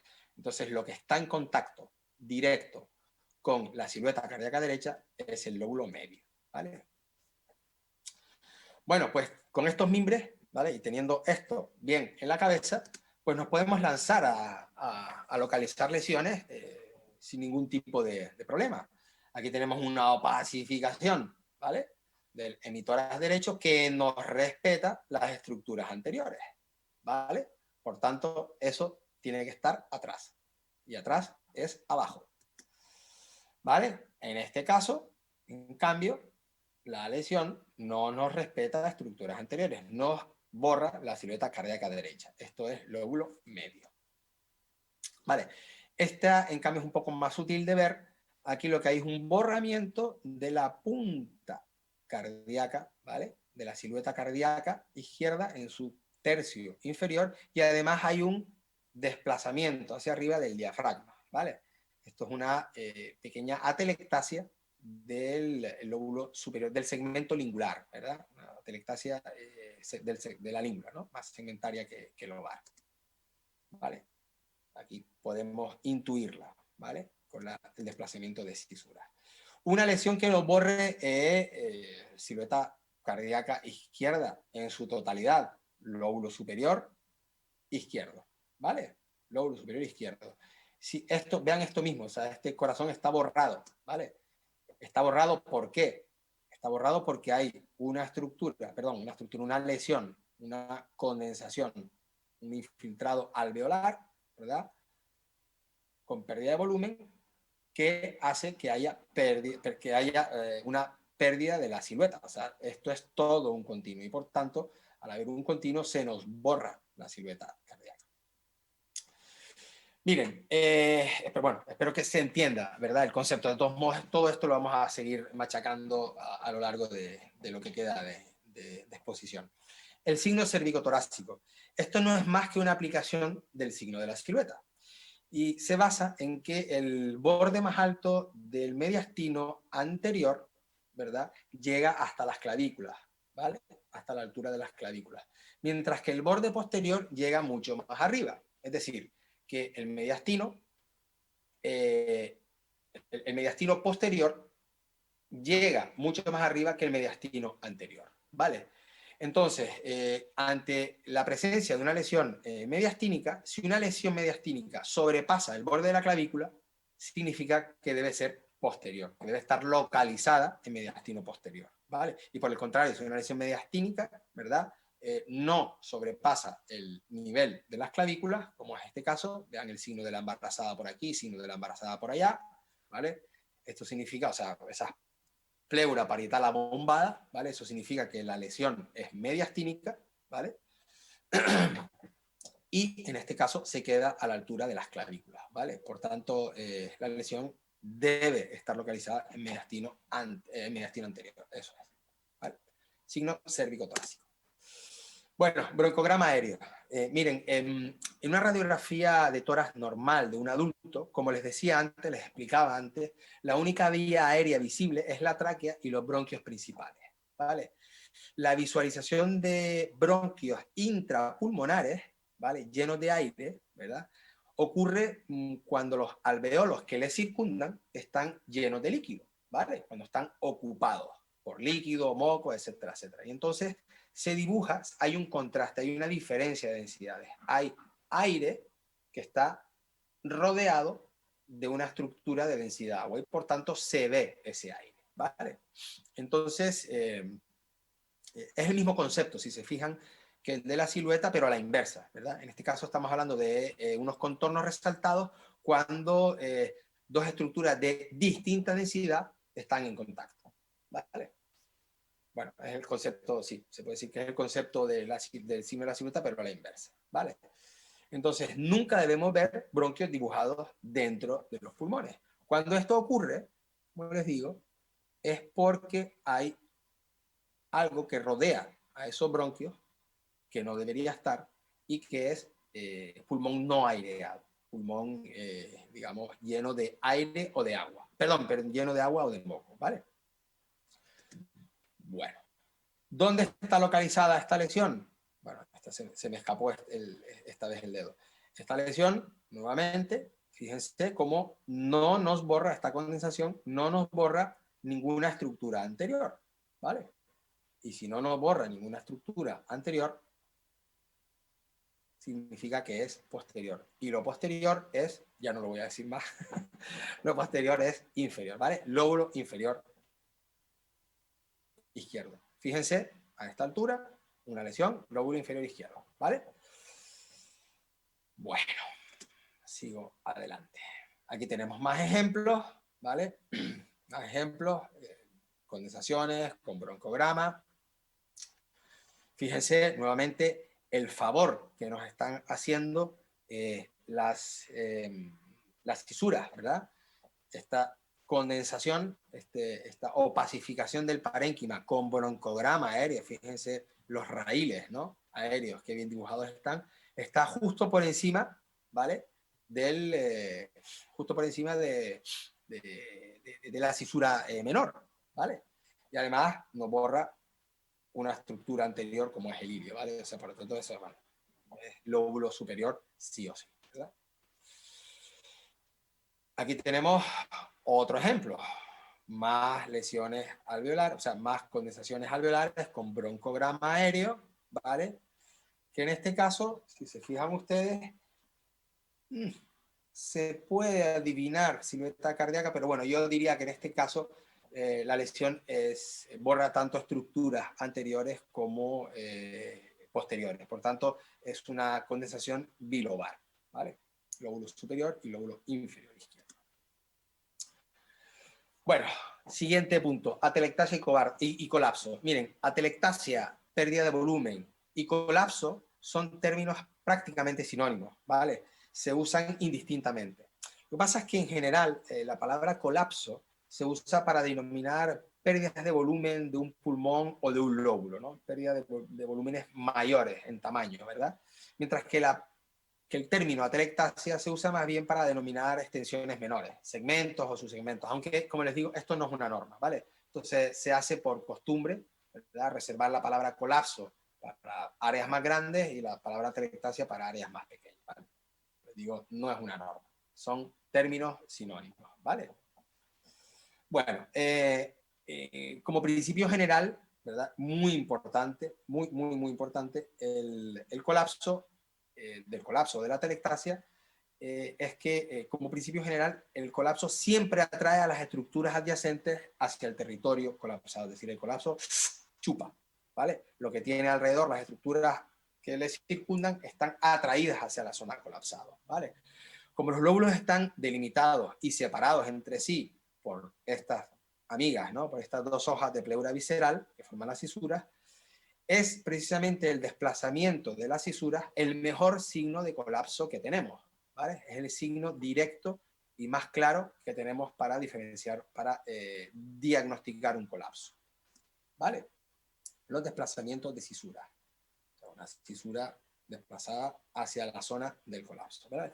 Por eso, en algunas ocasiones, los colapsos, las atelectasias, se ven mejor en placas laterales que en placas PA. ¿Por qué? Porque las placas laterales vamos a visualizar más cisuras que la placa PA. Recordar que en la placa PA de tórax solo se ve la cisura menor, ¿vale? Mientras que en la placa lateral se ve tanto la menor como las cisuras mayores. Bueno. Como les digo, finalmente existen signos directos e indirectos de colapso de atelectasia pulmonar, ¿vale? Como les decía, el signo directo más importante de todos es el desplazamiento de cisuras, ¿vale? Pero también tenemos el agrupamiento broncovascular, las estructuras desplazadas y apelluzcadas, ¿no? Por así decirlo, hacia el lado colapsado, y el desplazamiento de las marcas pleuroparenquimatosas. Y como signos indirectos, los desplazamientos de diafragma o de mediastino, ¿vale? Y, por supuesto, la hiperinsuflación compensadora. Bueno, vean ejemplos, ¿verdad? Aquí tenemos un colapso como, vamos, como la copa de un pino, ¿no? Del lóbulo superior derecho. Entonces, aparentemente, si se fijan, bueno, aquí tenemos más o menos la altura a la que debería estar la cisura menor, debería ir por aquí. Bueno, ya intuimos que la cisura menor está desplazada hacia arriba, pero donde realmente, a ver, donde realmente lo vemos es en la placa lateral, porque aquí sí vemos las dos cisuras, ¿vale? La cisura oblicua, ¿vale? La cisura oblicua, que está tirada hacia arriba tremendamente, y la cisura menor, que también está tirada hacia arriba. Entonces, colapso del lóbulo superior derecho forma esta especie de forma de cuña, ¿no? Delimitada por las dos cisuras. Más, bueno, esto es un colapso, creo, es un colapso del lóbulo medio, ¿verdad? Nuevamente las dos cisuras, cisura menor y cisura oblicua, desplazadas hacia la zona del colapso, ¿verdad? Como les digo, a veces en la placa PA de tórax los cambios pueden ser algo más sutiles, ¿cierto? Algo más sutiles. En la placa PA de tórax con respecto a la lateral, ¿no? La lateral, cuando hablamos de colapso, de atelectasia, las laterales es la placa reina, ¿vale? La placa que siempre nos va a sacar de dudas. Bueno, esta es una placa súper característica. Se ve en algunas ocasiones, solo en algunas ocasiones, afortunadamente, ya que ya que es importante, se las pongo porque es importante fijarse, ¿no? Entronca todo esto con lo que hemos hablado antes, ¿no? La revisión sistemática de la normalidad torácica, ¿no? Aquí vean ustedes como hay una línea retrotorácica que se nos puede escapar fácilmente, si no estamos ojo a visor, ¿no? Esta línea torácica, ¿vale? Es la cisura mayor del lóbulo, exacto, es la cisura mayor que separa lóbulo superior del lóbulo inferior. Es decir, aquí tenemos, en este pequeño espacio triangular, tenemos a todo el lóbulo inferior izquierdo colapsado, ¿vale? Esta es una imagen súper característica del colapso o de la atelectasia completa del lóbulo inferior izquierdo. Vean dónde está el lóbulo inferior izquierdo, ¿vale? Vean dónde está, metido aquí abajo, ¿vale? Fíjense hasta dónde, si la cisura oblicua debería venir por aquí, fíjense hasta dónde se ha venido la cisura, ¿vale? Imagen característica, colapso, atelectasia completa del lóbulo superior izquierdo, inferior izquierdo, ¿vale? Y todo lo que estamos viendo es el lóbulo superior. Bueno, y aquí tenemos el colapso completo del lóbulo superior izquierdo. Aquí tenemos todas las estructuras anteriores borradas, ¿vale? Y que decimos, bueno, pero ¿esto qué es? ¿Qué podría ser esto? ¿Qué puede ser todo esto que nos borra prácticamente todas las estructuras anteriores y nos respeta las estructuras posteriores? Vean cómo la aorta descendente se ve perfectamente. Bueno, pues le hacemos una placa lateral y vemos cómo la cisura oblicua mayor está desplazada hacia adelante. Aquí tenemos escondido o colapsado a todo el lóbulo superior derecho, ¿vale? Esto es un colapso completo del lóbulo superior derecho, ¿vale? Bueno, y llegamos al último punto, los patrones de enfermedad pulmonar, ¿vale? Bueno, ya hemos descrito cómo una enfermedad puede consolidar o cómo puede colapsar un segmento, un lóbulo. Y ahora repasaremos en este apartado otros patrones de enfermedad pulmonar difusa y focal. Miren, el pulmón reacciona a la enfermedad, ante la enfermedad, de un número limitado de maneras, ¿vale? Un número limitado de maneras, ¿vale? El intersticio puede engrosarse o adelgazarse, los alveolos pueden llenarse de líquido o de más aire de lo normal, ¿verdad? Y estos cambios pueden ser rápidos, agudos, ¿verdad? O crónicos, y a su vez pueden ser focales o difusos. Si cogemos todas estas cuatro posibilidades, o estos cuatro ítems tomados de dos en dos, nos conduce a 16 combinaciones posibles, ¿verdad? De afectaciones radiológicas, ¿vale? Tomando intersticio, engrosado o adelgazado, alveolos llenos de líquido o aire, la localización, que puede ser focal o difusa, y el espacio temporal, si es agudo o crónico, ¿no? Pero tranquilo. No vamos a hablar de las 16 posibilidades, ¿no? Vamos a centrarnos únicamente en las combinaciones más frecuentes. Miren, conceptualmente, ¿vale? El pulmón tiene dos componentes, ¿vale? Dos componentes. Por un lado, las estructuras de soporte, ¿vale? Arterias, venas, bronquios y todo el tejido conectivo, ¿vale? Que sirve de enrejado para que éstas se asienten, ¿vale? Conocido todo esto como intersticio, ¿vale? Y por otro lado, tenemos los sacos aéreos, ¿vale? Los sacos aéreos conocidos como alveolos. Los sacos aéreos, los alveolos, forman acinos y varios acinos forman a su vez lo que denominamos como un lobulillo, ¿vale? Como un lobulillo, o sea, alveolos que forman acinos y varios acinos forman un lobulillo o lóbulo pulmonar secundario, ¿vale? Entonces, en una radiografía normal de tórax, el intersticio, ¿vale? El intersticio es básicamente las ramificaciones de los vasos pulmonares, que al ramificarse, ¿vale? Hacia la periferia, en dirección hacia la periferia, van desapareciendo, ¿vale? Puesto que llega un momento en que están por debajo del límite de resolución de los rayos, ¿vale? Es decir, vemos vasos centrales muy gordos, ¿vale? Y como esos vasos se van ramificando, y según van llegando a la periferia, van desapareciendo, ¿vale? Van quedando por debajo del límite de resolución de los rayos, ¿vale? Entonces, la mayoría de las enfermedades pulmonares producen un aumento de la radiodensidad, de la radioopacidad, ¿verdad? Y si el intersticio se engrosa, ¿vale? Este puede verse periféricamente, tanto en la radiografía como en el TAC, ¿vale? Cosa que en condiciones normales no debe verse. Es decir, si vemos intersticio a nivel periférico, es que hay intersticio engrosado. ¿Vale? Si además este engrosamiento, ¿vale?, es generalizado, estamos ante lo que denominamos un patrón reticular, ¿vale? Si es discreto, ¿vale?, forma múltiples nodulillos, ¿vale? Estamos ante un patrón micronodulillar, ¿vale? Y si en cambio es el espacio alveolar, es el espacio aéreo, ¿vale?, el que se llena de líquido, ¿vale? Recordad, el líquido tiene una densidad agua, vale la redundancia.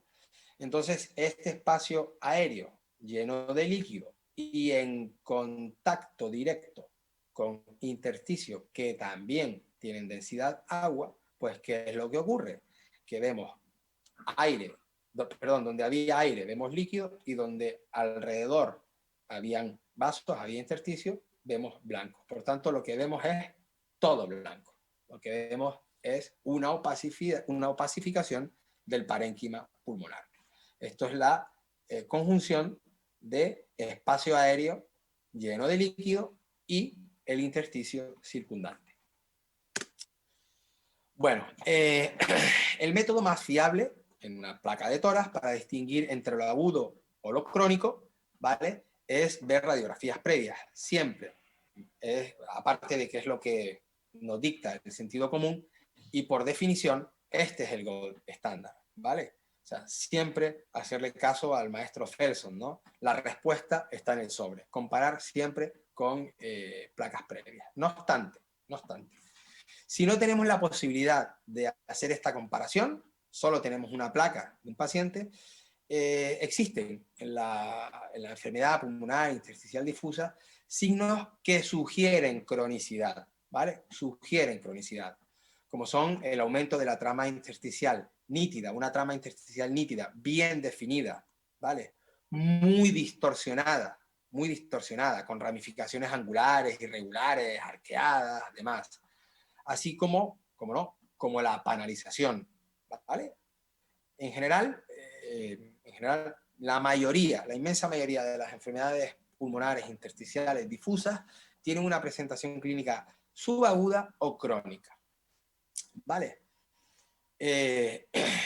Por contra, la mayoría de las enfermedades alveolares, aquellas que cursan con consolidación del espacio aéreo, bien sean focales, multifocales o difusas, ¿verdad?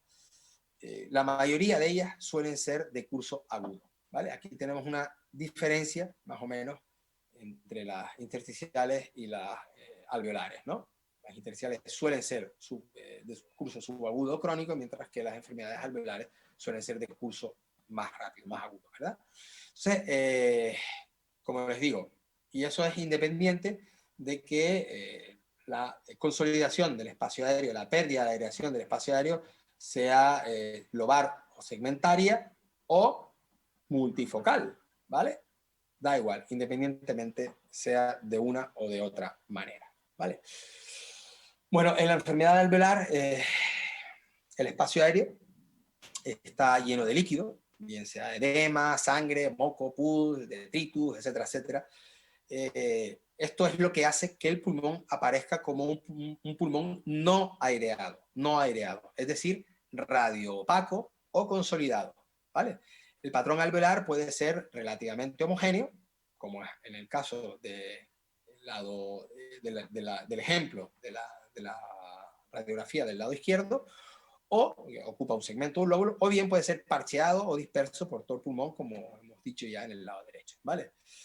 Recordar siempre los signos de la silueta, así como los del broncograma aéreo, ¿verdad? Que son propios de los patrones alveolares.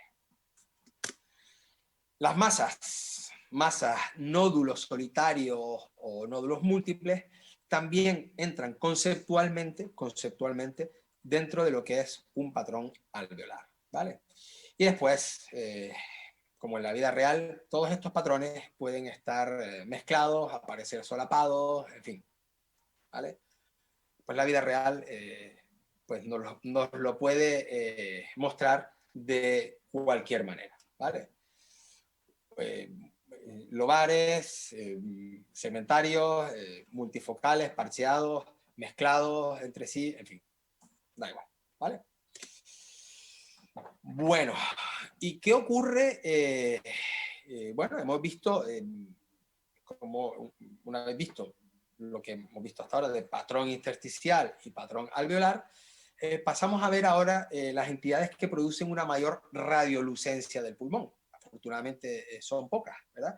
Y es que si los espacios alveolares, en vez de líquido, se llenan con más aire del que deberían, ¿verdad? Esto produce que los pulmones se expandan, ¿verdad? Y se produce lo que denominamos la hiperinsuflación alveolar, ¿verdad? Con la horizontalización de costillas, con estos toras longilíneos, ¿verdad? Con estos aplanamientos diafragmáticos, la hiperinsuflación alveolar, ¿vale? Pero si además esto se acompaña con destrucción de parénquima, es decir, de intersticio, ¿verdad? Como ocurre en las bullas, todavía hay menos tejido para absorber radiación y por lo tanto el pulmón se hace más radiolúcido aún si cabe, ¿vale? Entonces, el caso de una hiperinsuflación pulmonar con destrucción de parénquima pulmonar, con destrucción de intersticio, ¿no? Bueno, a modo de resumen, de lo que hemos visto en este último apartado, ¿verdad? Estos son los signos radiológicos de la enfermedad pulmonar intersticial. Las marcas pulmonares, repetir lo que hemos dicho, ¿no? Las marcas pulmonares son siempre más visibles, se caracterizan por dar imágenes muy distorsionadas, pero con márgenes muy nítidos, muy angulados, recordar esas distorsiones caprichosas, y por supuesto la paralización. Todos ellos signos de cronicidad. El pulmón aparece aireado, es una diferencia importante con el patrón alveolar, y después que el broncograma aéreo y el signo de la silueta no son visibles, no son característicos de la enfermedad intersticial.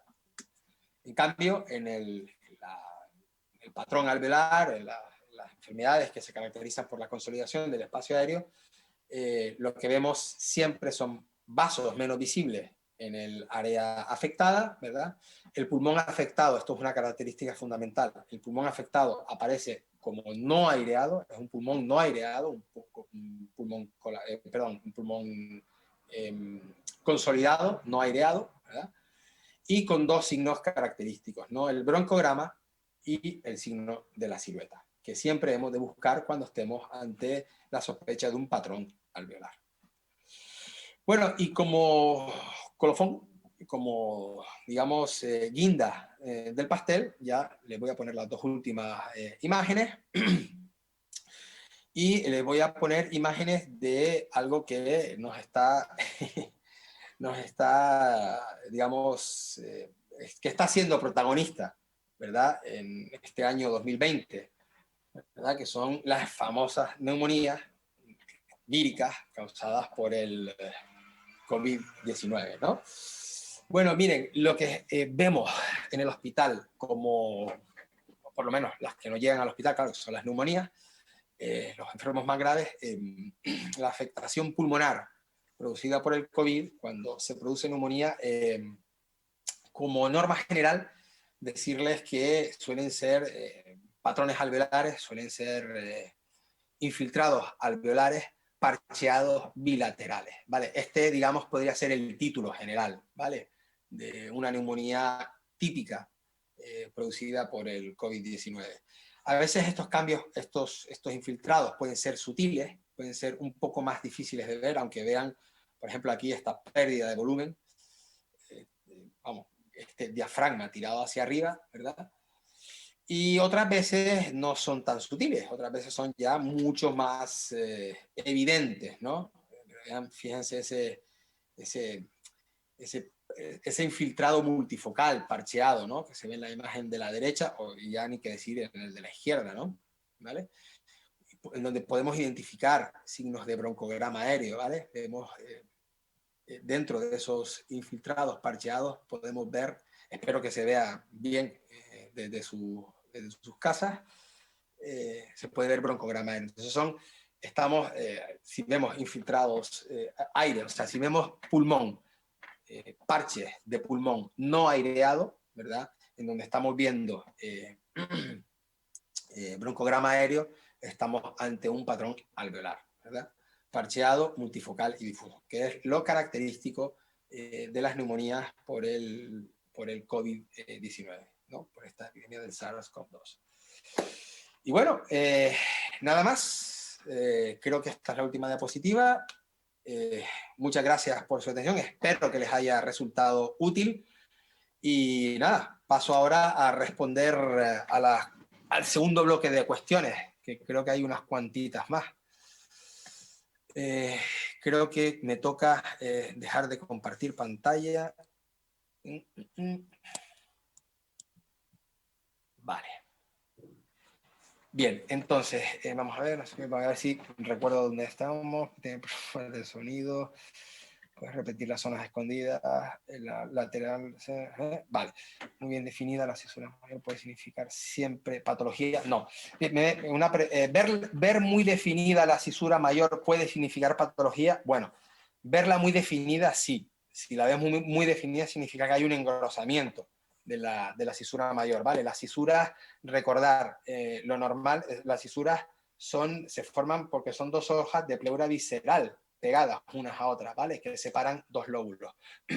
Esto tiene un grosor inferior a 1 milímetro, ¿vale? O sea que es prácticamente como un pelillo, ¿verdad? Lo que es la imagen de una cisura normal. Si una cisura la vemos muy engrosada, que es la pregunta que me están haciendo, eso casi siempre significa patología, sí. ¿Puedes repetir las 5 T? Sí, las 5 T son el corazón y las 5 T, que son aorta torácica ascendente, aorta torácica ascendente, timo, tiroides, teratoma y terrible linfoma, ¿vale? Torácica ascendente, teratoma, timo, tiroides y terrible linfoma. Las 5 T. Buenas, no me quedó muy clara la explicación en la APA del alfiler. Vale. Bueno, vamos a ver. Les pongo la explicación del alfiler a ver si, si la encuentro. Ah, sí, está aquí. Vale, entonces creo que debo compartir pantalla. Puede ser. Vale, comparto la pantalla. Y aquí vamos a lo del alfiler. Bueno, hay un... a ver, el alfiler. Aquí está. Hay un oyente que nos pregunta por la explicación del alfiler. Miren, la explicación del alfiler es que el alfiler está, ¿vale?, en una zona de pulmón que no está borrando ninguna estructura anterior. No nos borra ni el ilio, ¿vale?, ni nos borra la silueta cardíaca derecha, que son las estructuras anteriores. Entonces, por tanto, si no nos está borrando una estructura anterior, por definición está en digamos, en una localización posterior, ¿vale? Y por tanto pertenece al lóbulo inferior izquierdo, ¿vale? Vale, dejo de compartir, creo. Bueno, entonces, ¿qué bronquio se ve en la lateral? Se ven, miren, de arriba abajo se ve la tráquea, se ve la tráquea cayendo, ¿verdad? En dirección, digamos, antero-posterior, ¿vale? Y podemos ver normalmente, hasta en un 50-60% de los casos, podemos ver el bronquio del lóbulo superior derecho y justo debajo de él, el bronquio del lóbulo superior, bronquio del lóbulo, perdón, bronquio principal derecho y bronquio principal izquierdo justo por debajo, ¿vale? El bronquio principal derecho suele verse más veces, en más ocasiones que el bronquio principal derecho. Esto ocurre también como las fisuras. A veces se ven los dos bronquios, a veces solo se ve uno, ¿vale? En un paciente normal, en un paciente joven, digamos, con una estructura pulmonar normal, se deberían ver los dos bronquios, el principal derecho y el principal izquierdo justo debajo, pero que no se vean, si hay alguno que no se ve, suele de ser el derecho, suele ser el que desaparece, ¿vale? Pero bueno, como les digo, en la normalidad radiológica se deberían ver los dos, ¿vale? En la mayor parte de las veces. ¿Cuáles son las 5 T? No son 4 T. Timoma, tiroides, sí, bueno, hay un oyente que solo se quedó con las 4. Es timoma, tiroides, teratoma, terrible linfoma y aorta torácica ascendente. La aorta torácica ascendente, ¿vale? Esa es la otra T que le falta al oyente por ahí, ¿vale? Son esas 4, timoma, tiroides, teratoma, terrible linfoma y aorta torácica ascendente, ¿vale? Son 5. Pregunté antes si ver las fisuras muy definidas es siempre patológico. Bueno, ya lo respondí. Si están muy definidas, sí es patológico, sí suele significar patológico. Lo normal es que no estén muy definidas, ¿vale? Las fisuras son líneas muy sutiles, ¿vale? Que a veces hay que buscarlas mucho para verlas.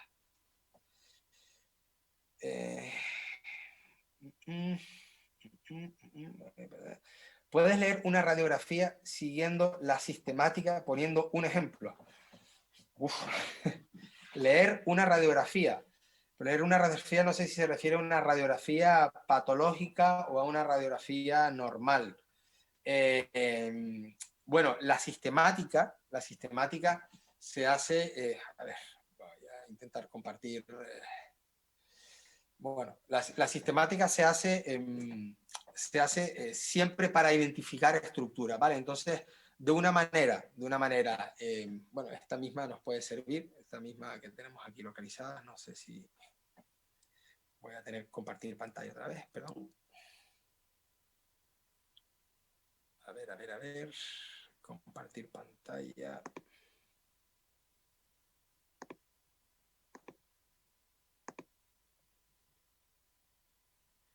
Vale, en una placa PI lateral de tórax normal, aquí por ejemplo. Bueno, la sistemática es teniendo a las dos, proyecciones, ¿vale? Y como les decía, a recordar, el acaso tiene mucha patología pulmonar, ¿vale? Entonces es empezar a ver los diafragmas, ¿vale? Recordar la dirección de la mirada. Todo esto se hace rápido, ¿vale? Todo esto se hace rápido. Una vez que ya estamos, entiendo que la pregunta hace referencia a una vez que ya tenemos una placa con unas condiciones, con unas consideraciones técnicas aceptables, es decir, una placa bien inspirada, bien expuesta y bien centrada, ¿vale? Entonces vemos los diafragmas y en la placa lateral los diafragmas, después vemos los tejidos, ¿vale? Vemos las costillas. Yo lo hago así, yo veo primero las costillas y después ya me centro, ¿vale? Me centro en los huesos, vértebras que se deberían ver por transparencia, esternón, ¿vale? Las clavículas,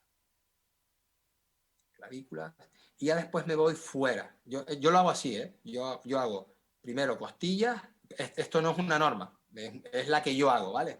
Hago costilla, todo esto lo hago a vuela pluma, ¿vale? Costilla, pim, pim, pim, pim, pim, me voy a la columna,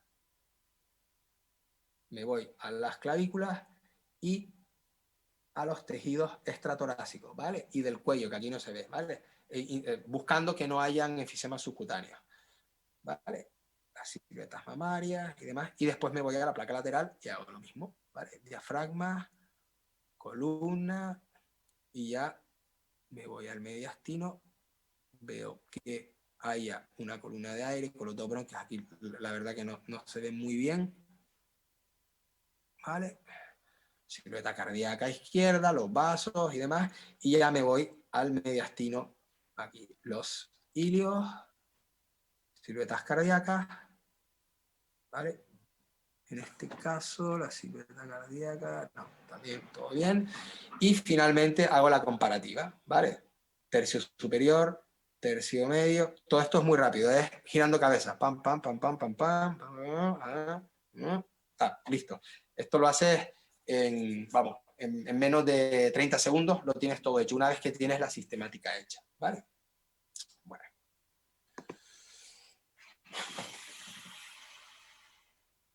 A ver, vale. De nuevo al diapositiva, la silueta borrada, segmento pulmonar dañado, por favor. Joder, no entiendo esta pregunta. De nuevo al diapositiva de silueta borrada, segmento pulmonar dañado. Uf, no sé qué quiere decir esta pregunta. No sé a qué diapositiva se está refiriendo o a qué imagen se está refiriendo. De nuevo al diapositiva de silueta borrada, segmento pulmonar dañado. Lo siento, no sé qué diapositiva se refiere. La última imagen del colapso sería del lóbulo superior derecho o izquierdo. Wow. A ver. No me llega a la memoria tanto, no lo sé. No sé si... A ver. Me voy a los colapsos. Colapsos. Y la última de los colapsos.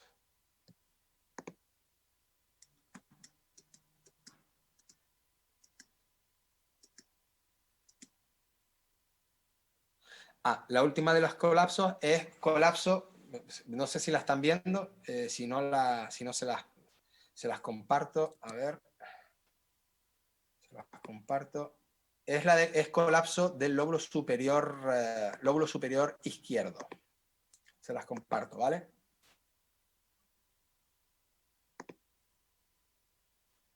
Colapsos, colapsos, colapsos, colapsos, colapsos.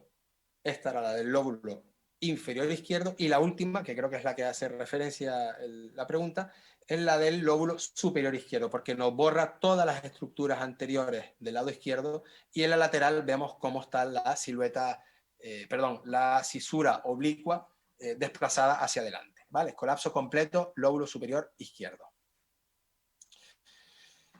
Vale. Muchas gracias, agradecimientos.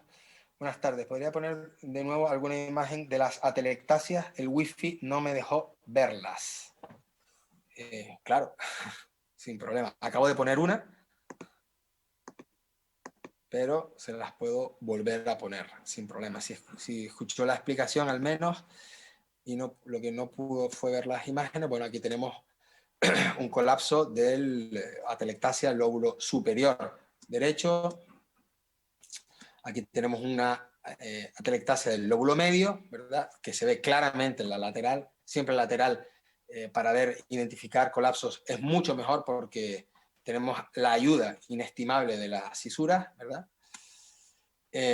La imagen del colapso del lóbulo inferior izquierdo, ¿verdad? Todo el lóbulo inferior izquierdo está metido aquí detrás del corazón y por eso a veces se nos puede escapar, ¿vale?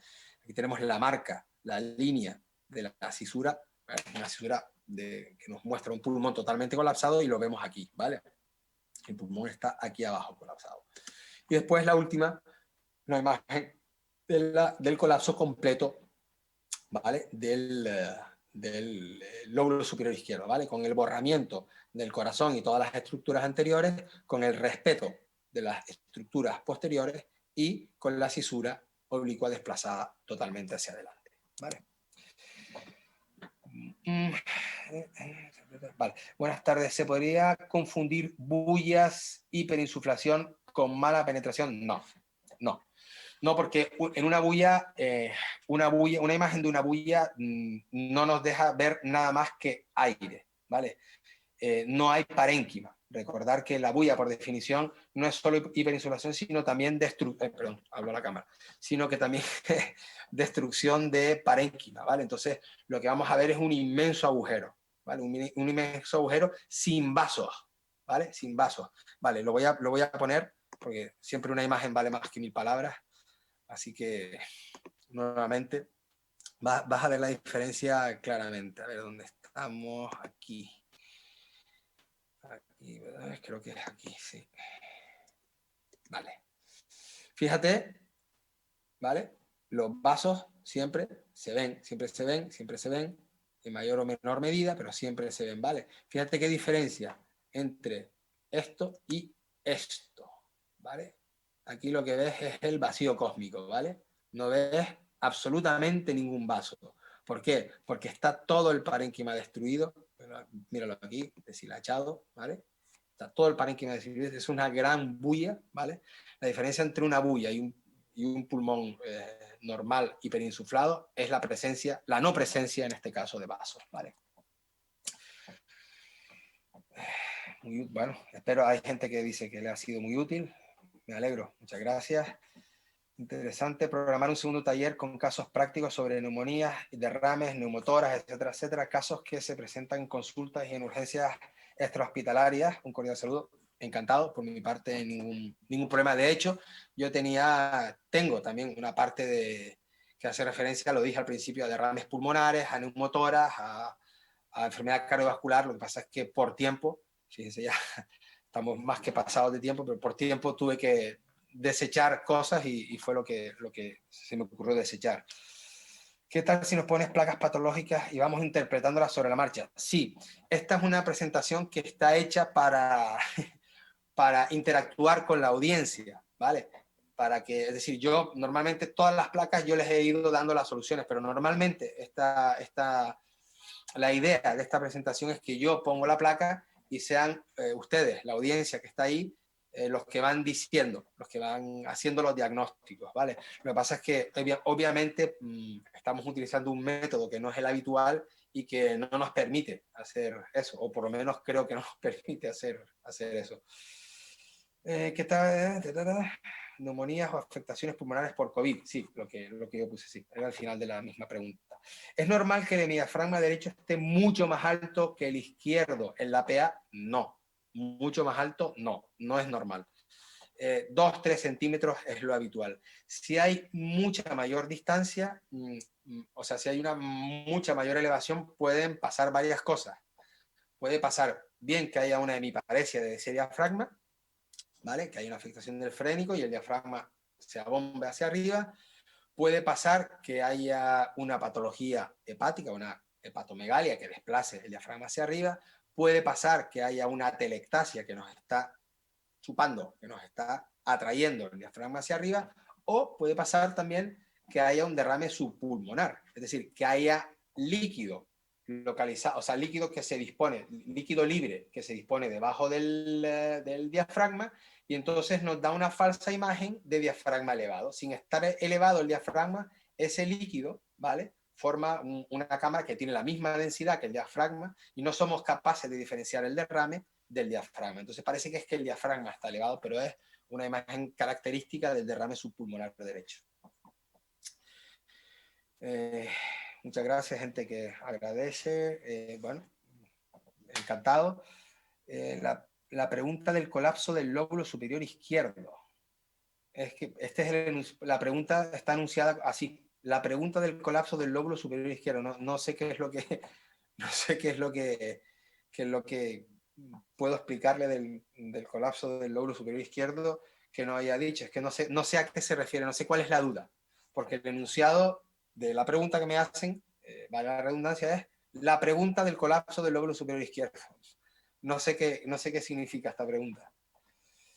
Perspectiva de diagnóstico precoz del cáncer de pulmón con TAC helicoidal, disponible para atención primaria y radiografía de tórax aparentemente sin tumor apreciable. No, lo que está haciendo referencia no es al TAC helicoidal. La técnica helicoidal es la que se utiliza para ver los vasos, la vasculatura pulmonar. Es la técnica que se utiliza para el diagnóstico diferencial de los TEPS, de la patología vascular pulmonar. Esa es la técnica helicoidal. Quizás a lo que se está haciendo, lo que está haciendo referencia es al TAC de baja radiación.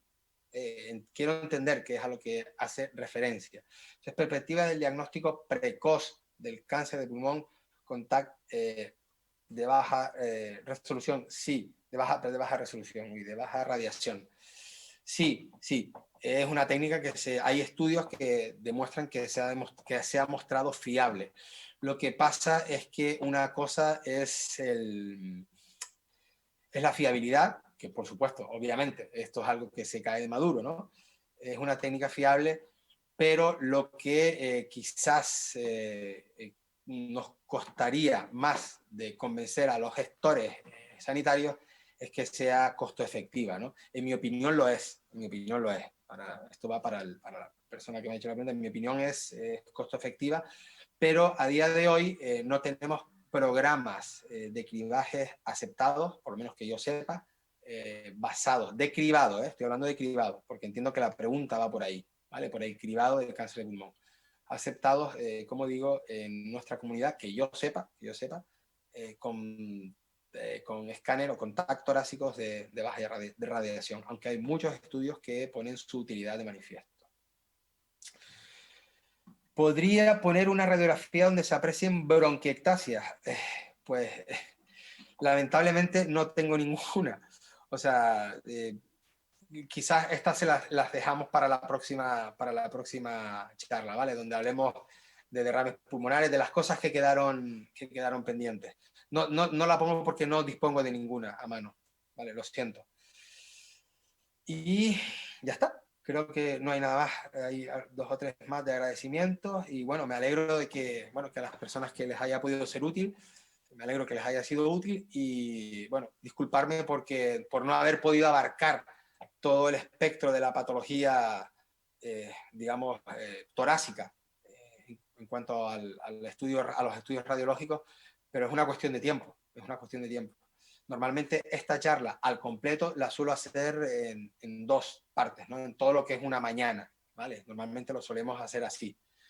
Entonces he tenido que intentar condensar todo para hacerlo todo en 1 hora y media, ¿no? Creo que bueno, que acabé en tiempo y llevamos 20 minutos de preguntas, o sea que creo que cumplí por lo menos con el horario, así que bueno, espero que les haya sido útil y por favor, bueno, cualquier cosa, los que me conozcan, no duden en preguntarme, bien en persona o por cualquier otro medio, por teléfono, lo que sea.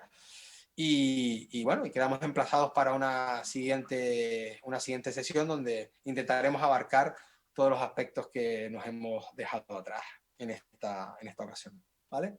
Así que bueno, por mi parte, nada más y despedirme, agradecerles la presencia, que hayan estado ahí y bueno, pues también no solo agradecerles, sino también alegrarme por mi parte de que les haya podido ser útil y que les haya aclarado alguna que otra duda. Así que por mi parte, nada más. Y hasta la próxima.